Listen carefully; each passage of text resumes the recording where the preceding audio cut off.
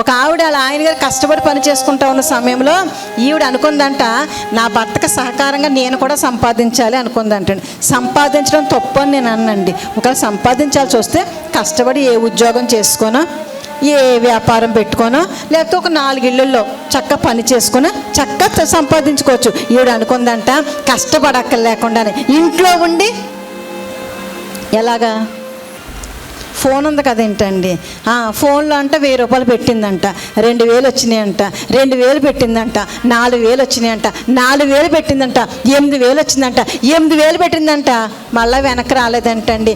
ఇంకా వస్తాయి అని చెప్పి 10 లక్షలు పెట్టిందంటండి.